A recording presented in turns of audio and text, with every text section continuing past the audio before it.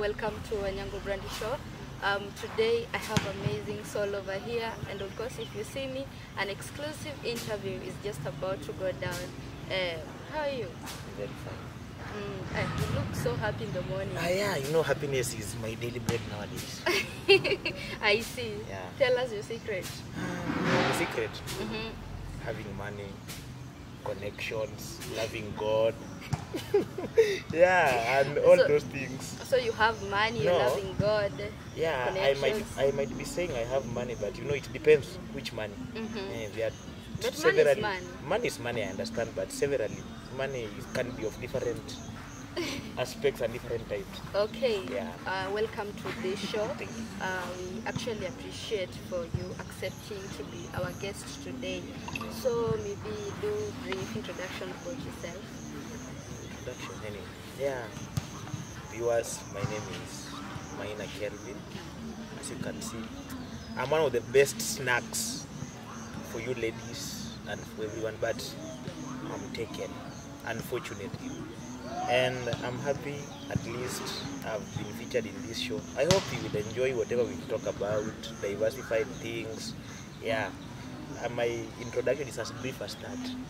Okay, Maina. So being a boy, a child who has been brought up by a single mother, Yes. you know, it comes with a lot of things, challenges, pressure, and you know, sometimes emotions.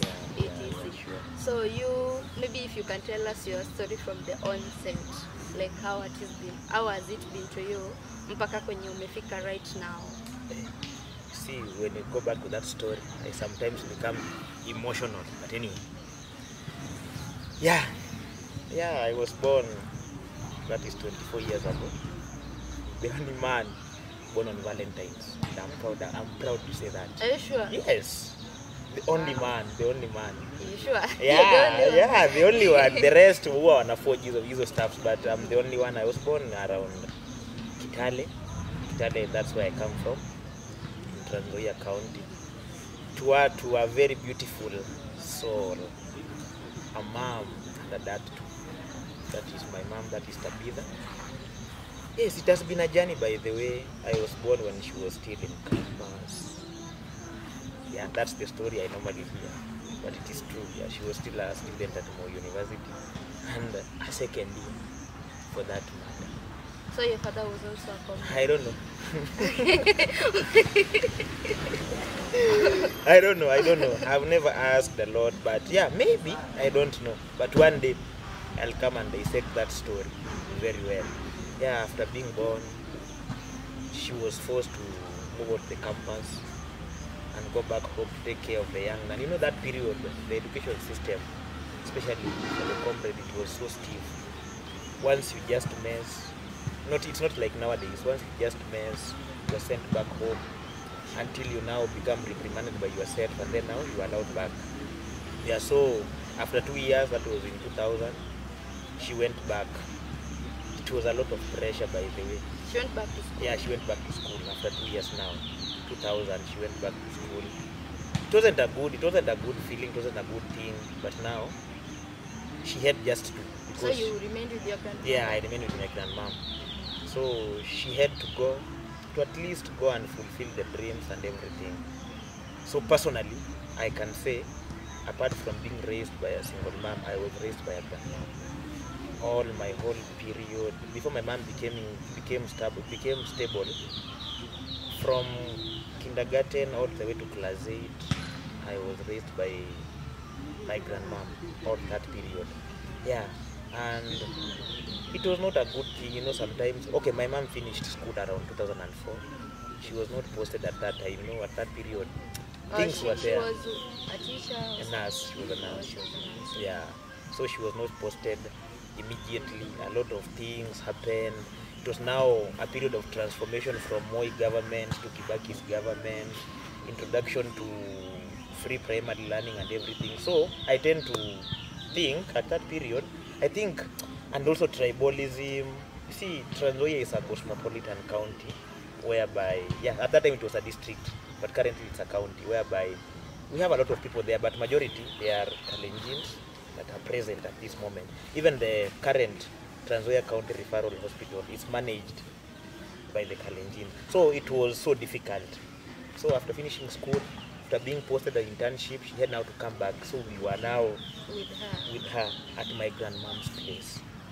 That is their place. Yeah, Wow. that's their kwao nyumbani, their maternal place. Okay. Yeah, so we stayed there.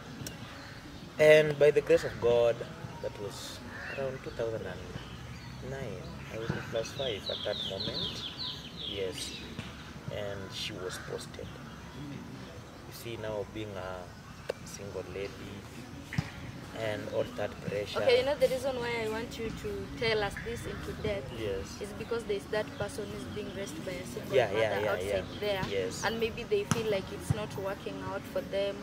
Maybe they're left with their grandmothers and they feel like they're not accepted with their dads and something. Yes. More so when your dad is still alive and he knows you yeah, exist. yeah. Yeah. It's a challenging thing, you know, being raised by maybe a woman and you are a man, especially I'm talking this as a boy child. When raised by women and you are a man, there's some virtues you really don't grow having them. Sometimes you become emotional. Why? Because in everything that you see in your mind, there was no a father figure, or maybe somebody. The only person that was there is a mother figure. So you might not grow up unless maybe you are so, like I can say, you are so open-minded. Some of the things that you might go through and everything might be judged by the outside world, not knowing the background that you are raised from. But I can say, personally, I'm emotionally. That is it. And this emotional stuff, I think it's where I was raised up. I think sometimes Okay, let us just go back. I think you'll come with it back to our story. Yeah. You reached a place where your mother was back from campus, and Yes. then you guys are now staying The three of us. And you know now, as a lady in an African structure, your brothers are there. So they are like, you have a son who they don't know where he came from. You have been educated, but now you are there. So by the way, did her mother judge her now that she was pregnant with you? When she was still in school, like she felt that negative pressure. Of course, I know there was that negative pressure, but one thing I'm happy about, my grandmom received me with 2 hands. Now being that her husband had died, that's for around 1982, after the coup. He was a soldier, by the way. So I happened to be named after that my grandfather. That's now the maternal grandfather. So despite the fact that maybe she was mad now that the daughter has soiled maybe the name and everything, she received me with good hands. And I remember when I started school, I was young, but I do recall a lot. She just told me, I'll ensure no matter what, you reach to where you want to. Yeah, that's something that she told me when I was at least now getting memories and I was now big. That's what she told me. So all that period, even if the brothers and the sisters were against me being born there, but my grandmom always supported me. Always. Oh, so your mother have other siblings? Yeah, siblings they are there. Who at some point gave her that negative energy? Yeah, of course. I have an aunt till today, we don't talk. Yeah, she always felt jealous and everything. Now seeing me being educated, my mom at that time was not stable. I was defeating her children in school and everything. So she always had that negative attitude until there was even a time she tried to poison me, but all was PTV. And I normally say this with a lot of happiness. By the way, she failed. She failed totally. Yeah. How did she do it? Okay, where I was schooling, it is from where my grandmom was living. It was around. It is like I can approximate less than a kilometer. So, and that sister of my mom, in fact, she's the eldest sister. I used to sometimes, you see, it was a primary at that time. We were not given food in school, so it was like the scholar in the you go in school in the morning and then at lunchtime you go back at home and eat. So it reached a point whereby grandmom now said, you see, you coming, I was at class 4, yeah, you coming and then going back to school, and you are, so hard. yeah, it's so hard, and your aunt is just there. In fact, my aunt, from the school, my aunt was around 200 meters. Why can't you just be going there and at least be taking food, lunchtime only? And I was like, okay, I was against it, and my mom too was against it, but now I did not have option. And now, and because now there was a cousin that I was studying with her at that moment. We were classmates, yeah, from your aunt, from my aunt. Yeah, so we started going there, and then it reached a point. The cousin was like rushing, going. You see, as a man, as a boy at that time, you are left maybe playing and everything. So I used to go there late. So there was this period whereby I went, and the first thing I ate, I was given leftovers. Yeah, I was given leftovers. And how did I know these were leftovers? You see, Githeri, the Luo call it nyoro. You will know if somebody has eaten that food and then given to you. You will understand by it. That's one of the food that you will know if it's bad or if it is good. You will know. So I went. I found my cousin now coming back to school. She's a lady currently at KU. Yeah. So, and she was like, mom is so hard. She was saying, sijui umeachwa uko hivyo, you are playing na vijana wengine bad company, hata amekasirika, but amesema your food, yeah, ameenda kanisa. Your food ameiwacha hapo hivyo kwa kitchen. You get it? So mimi nikaenda. I used to know place food ilikuwa imewekwa. So after going there I was hungry, but after eating 2 spoons nikasema, I was young, yes, but my instincts, no wonder until today I don't trust my instincts. Nikaona chakula ilikuwa like it was kama vile ilikuwa na avocado ndani yake, but now yangu yenye nimewekwa kando kulikuwa na yenye kuna avocado, yes, na zingine hazina. Got it. Sasa nikauliza, kwani hii kulipikwa aje? Sijawekewa hapa avocado. So okay, nilikula. I was hungry na sikuwa na option. I had just to eat. Then afterwards, after around 2 to 3 days, tukafanya midterm. After doing midterm exams, I defeated this cousin, the daughter. Now the daughter alikuwa na uchungu. Say, sasa wewe unanishinda hapa hivi, and wewe unakujenga kwetu unakuta leftovers. Really? Yes. Imagine, in front of everybody. And my class teacher became concerned. She was called Madam Rosemary Maringa at that moment. Hey, akauliza, well, what are you saying? As a kid, by the way, mtoto atasema ukweli. Yeah, she won't lie. Kambia, yes. Mimi nashangaa mbona Kelvin each and every time huwa anatushinda hapa kwa class. And juzi hata amekuja tukampatia leftover. Hey, but that thing. Did you ever realize, like, okay, you normally realize that you brushed it off? Yeah, I brushed it out. Nilikuwa na njaa na mimi ni mtoto, maybe nikasema mimi wacha nikule. Maybe ni hivyo. Ni hivyo ndio iko. You get it? And the madam, like the class at that time, became concerned. Went and approached afterwards. Now mimi hata sikujua, nilikuja kusikia now this story afterwards. From your cousin? Yeah, from now from my cousin. After now, after cousin amemwambia class teacher, the class went and told my grandmom. Hey, so my grandmom was like, wow. Nikakuwa terminated, stop going there for lunch. Nikaanza kulipiwa boda. At that time pikipiki hazikuwa, so ilikuwa the bicycle ones. Nikaanza kulipiwa na boda, inanileta asubuhi shule, inanirudisha lunch, but evening naenda miguu. You get it?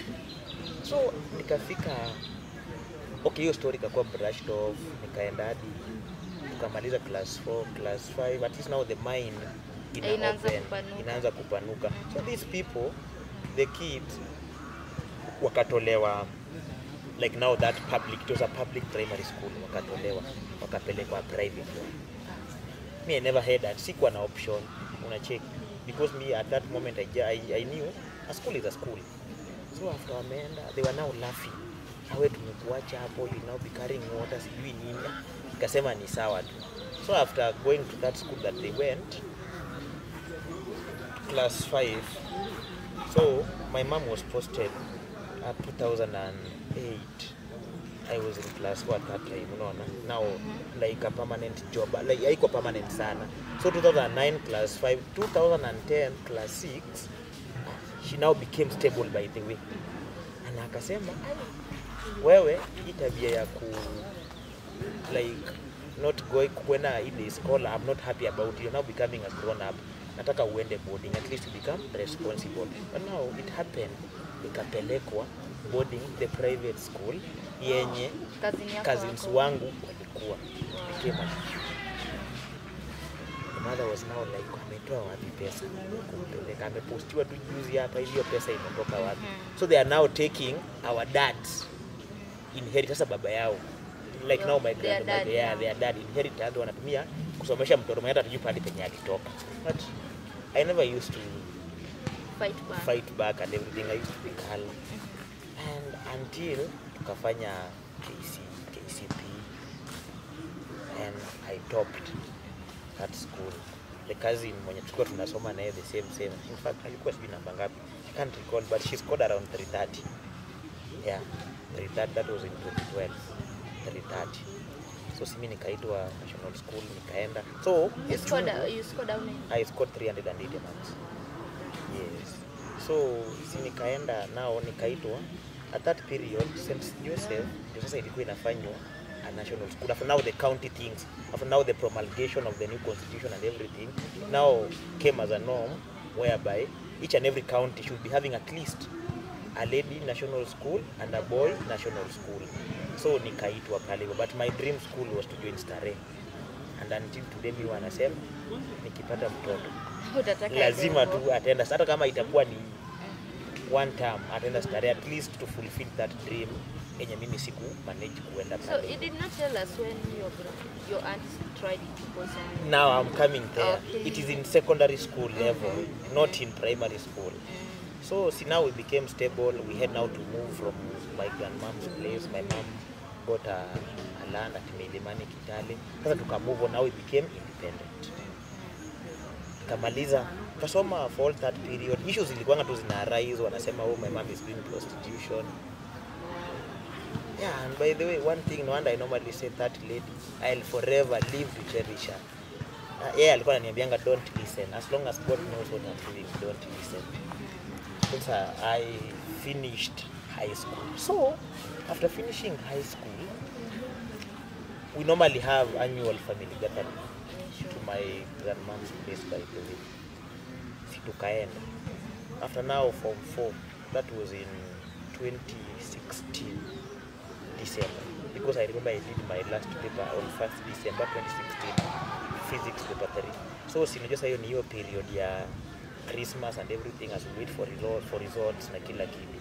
Sasa after so now okay, sisi where we live saizi ni urban, ni town sasa. My grandmom ni Kitale yes, lakini ni around rural. Sasa kama like I can give an example ya like Maseno town, alafu tunaishi my grandmama anakaa kama Lela, if I can give that example, unaona. So sisi tunatoka now at urban setup tukienda rural setup. So hiyo period now nimemaliza shule, I don't have anything to do. Grandmom was like kuja hata tulime sasa. So umekuwa mtu mkubwa, kuja tulime. And I went back there. So this aunt regularly alikuwa ana visit on weekends. You see mbali from the pastor kare nimekwambia haikuwa mbali by the na kwa grandmom. So she came at that time. I don't know what was happening. She had to kujua results zinatoka anytime soonest. You get it? So si akakuja, mimi niko na wafanyikazi na grandmom kwa shamba, we are doing our things. We came lunchtime. So kuja lunchtime tunapata food imekuwa served, of which sisi or where I was raised food ilikuwa inaserviwa hadi saizi by the way. Personally I can't serve the food unless tuko sisi hapo wote. Food ilikuwa inaserviwa when self-service or kama maybe for example watu ni wengi pale hivyo, the food will be served sisi wote when we were seated there. Kila mtu akiona. Yeah, kila mtu akiwa anaona. So that day tukapata food imeserviwa like na imewekwa into different strategic position. Nikashukwa. And mom was like, what is happening? Ati niliona I wanted to clean up hizi vitu zimepikiwa hapo, so I just saw wacha niwasavie ili to clean the dishes ikuwe rahisi. Kuangalia food yangu na akakotu specifically. Mom sasa alikuwa sana like now she was calling my grandmom, hii ni yako, hii ni ya Kelvin, and mimi nikauliza na what if kwani tuwezi tukaenda chini si food imeserviwa proportionally. Mbona mimi nisichukue ya huyu achukue huyu? Akasema hapana. Wewe chukua hiyo ni yako, that's for your grandmama, wafanyikazi pia wewe hao wacha wachukue. Instinct. Nikasema tu ni sawa. I picked the food, nikaanza kukula first spoon. I was astonished. You felt something? I felt something. Yeah, githeri. It was githeri. When you have a lot of farm workers. Yeah, sure. In Kikuyu community, by the way, githeri is even in Luo. Yeah. Sure. At least you unajua ni rahisi kupika. It was githeri mixed with potatoes. So I was like, hey, kwani leo yangu ina taste aje? You felt like I felt like weird. Yeah, ina taste weird. And I was like, hey, kwani? It was like it was tasteless, haina salt. Nikauliza we nao mwenye alikuwa hapo kando, we food yako ina taste aje? Akasema it's okay. Nikasema mimi yangu naona feel like it's not salty. Like haina salt. Akaniambia we naye umeanza kukula chumvi mingi nowadays. We kula hiyo chakula. Nikamwambia but anyway, grandmom was like, wewe una complain nini? Nikamwambia this food it's like yangu haina chumvi. Grandmom akasema kama mimi nasikia iko na chumvi, mbona wewe yako haina chumvi? Hakuna chumvi unapatiwa hapa hivi. I don't want you to have kidney stones in future. Kula ikiwa hivyo. Nikakula Spencer yote. Sikumaliza. By the time nafika half of the plate, tumbo ikaanza. Wow, immediately. And I was like, kwani tumbo yangu is not happening. I rushed to the washrooms. Nikaanza kuvomit. And I was vomiting yellow. Yeah. I was like, maybe ni malaria, because it was a superstitious and that hata saizi ukiona mtu ana vomit yellowish and everything, it's malaria. Nikasema by the way maybe niko na malaria. Nikarudi nikaambia shosh, niko na any anti-malarial drugs hapa because I'm feeling as if I'm not feeling okay. Niko na malaria. My grandmom was like, we see, we were with you in the farm, you have been, kwani malaria imetoka wapi? Nikasema my stomach is complaining a lot. So nikaambiwa, if you're feeling, there's a dispensary hapo tu juu, just get rushed there kwa dispensary, we go and see. Kama ni malaria, of course itatokea tu. By the way. And what was your aunt's reaction by? She was not there. Yeah, alikuwa hakuwa ameenda, alikuwa like huko now she's masquerading, anafanya stuff. And our worker kwa sasa like mwenye sasa alikuwa anachungianga shushi ng'ombe na kufanya everything. Akaniambia, "Kelvin, I'm suspecting something, but anyway, mimi sitaongea. Let's go wenda hospitali, just come and see." Nikaenda pale hivyo nikapima malaria, it was negative. Nikaanza kuvomit now excessively. And you know it is a dispensary, they don't have facilities ya kumesha like ya kufanya testing. So I was just referred immediately to Cherengani sub-county hospital. Kotu hapo is a private one, by the way, it's a private one there. My mama at that time alikuwa bado kusi, but now hakutaka nipelekwe huko juu, ni mbali kidogo. Yeah, so nikapelekwa sub-county ya Cherengani. Kufika pale hivyo, nafika tu I'm vomiting yellowish. And your stomach was still hurting? It's still hurting. Now alikuwa anasema like I was removing some, what do you call them, povu kwa mdomo. Kufika pale hivyo, the clinician who just saw me akasema this is slow food poison. Aliniona tu hivi akasema tu bila amevomit hivi, this can be slow food poisoning or fast food poisoning. So now they took the vomiters, it's called vomiters by the way. Wakapeleka after testing and it was like that, nilikuwa nimewekewa poison. But now the question was so it raised eyebrows. Alafu sasa nimeacha huku hivi, nimeacha watu wakiwa nao, nilipelekwa na some certain mfanyikazi huko hivyo. Nimeacha hapo na mama is like, if we call the mother it might bring issues hivi. Let us just solve it as a family hapa internally. Sasa tujue mtoto amepelekwa wapi, what is happening. Now my grandmom had now to come. Akapata nawekewa hivi. Now to neutralize the poison stuff na kila kitu. Kumbe immediately after Sasa my grandmama anapanda the motorbike ile ya kuja kwa hosi. The aunt was like, "Ai, unajua mtoto nowadays hata anakaa analewa sana." You get it? Anakaa analewa sana. Mimi naweza sema hapa she was uncomfortable by the way after the sasa mimi nimeenda sasa hii story sasa naambiwa baadaye. You get it? Akaanza kusema huyu hata anakaa nowadays ana smoke. It might be issues ya kusmoke. And at that time mimi na smoking ex sijawahi, by the way, sikuwa nishawahi test any smoke. Akasema maybe ni bang because the high school yenye nilikuwa watu walikuwa wanavuta bangi, by the way. Yeah, akasema maybe huyu amekuwa addicted huku hivi, and then here sasa ndio imekuja at now it is now the side effect. But anaulizwa the guy has been okay all along, tumetoka naye shamba, kwani imekuja tu all of a sudden. Hiyo bang imekuja tu all of a sudden kuonja tu. Nasema nyinyi hamjui, maybe alikunywa kwa chai. Akasema ukisa kumbe unajua. Akasema mimi sitaongea, nikiongea kwa hii familia wao anasema mimi ni mbaya. Yeye akarudi kwake. So after coming now there grandmama akakuja akapatiwa the thing. My mom was never told by the way. Si wakaona, alafu sasa nao akapata like I was being neutralized, nilikuwa nimewekewa IV. Kisha kuongea akasema tu atapona, yes it will be okay, at least mmekuja ikiwa mapema. Yeah. Nikakuwa hospitalized that night. The next day my mom was now calling me Tishi. You get it? Anapigia grandmama na magana uza quiz Kelvin, I want him to talk to him, kuna kitu anafaa anifanyie immediately, nimtume pahali. Shosha anampeleka tu hivi, anamwambia you know what Kelvin, jana hata walienda after the family issues, walienda na marafiki zake, sijui walienda like the disco matanga, hata walienda wapi hajerudi. My mom is just saying something is just telling me there's something inwardly inamsumbua. It's not okay. Kelvin alalangi nje na akienda huwa anasema. Mbona unasema nikana kwamba alienda na hakusema? Angekuwa hata anashika simu.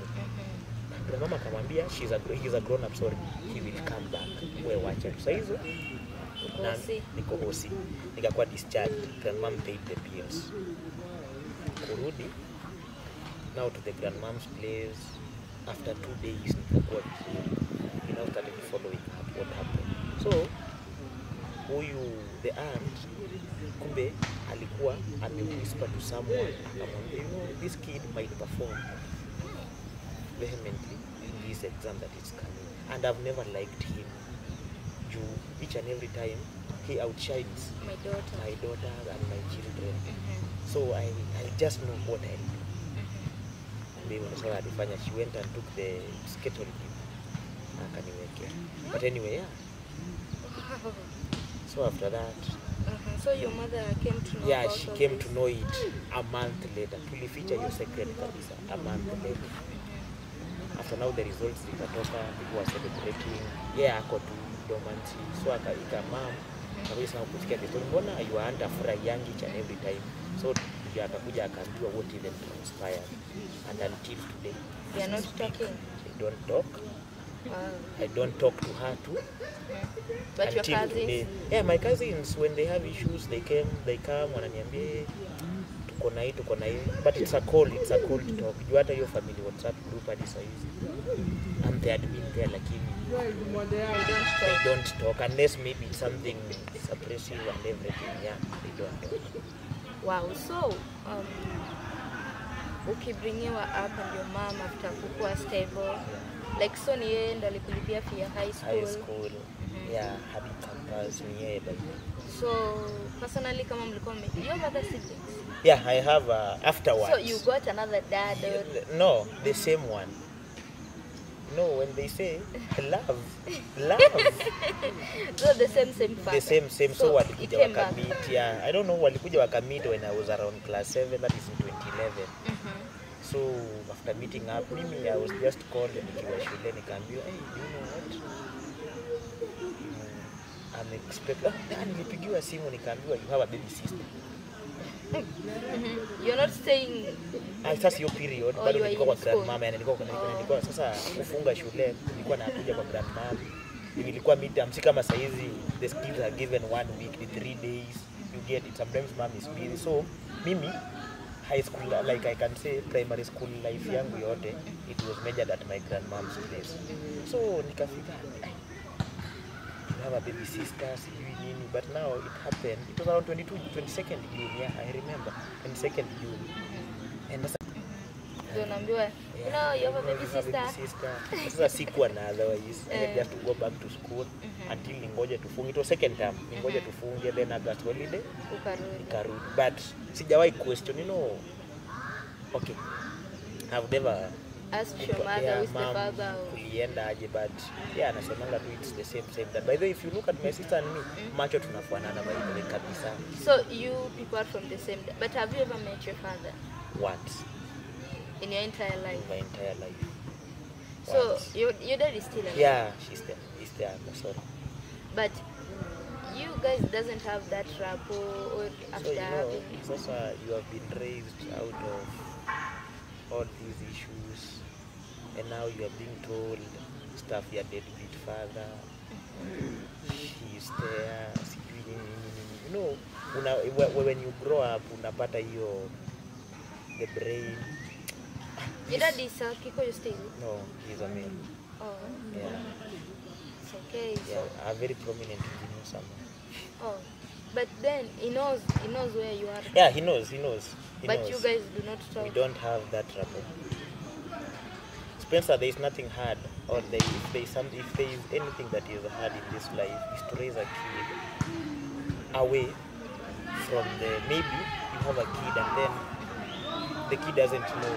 Ama unaonesha like the kid, the dad, ama maybe the dad anaonesha the kid, your mom is like this way. The kid will grow up knowing,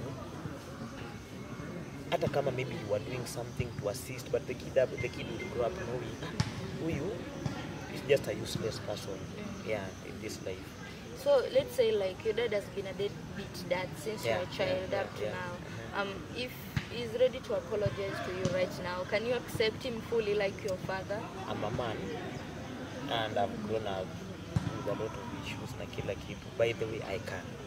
You can? Yes, I can. Although it's going to be difficult, you know, to accept someone who abandoned you and everything. Yeah, I can, and it's life. We live. But have you tried reaching out to him? He normally calls sometimes.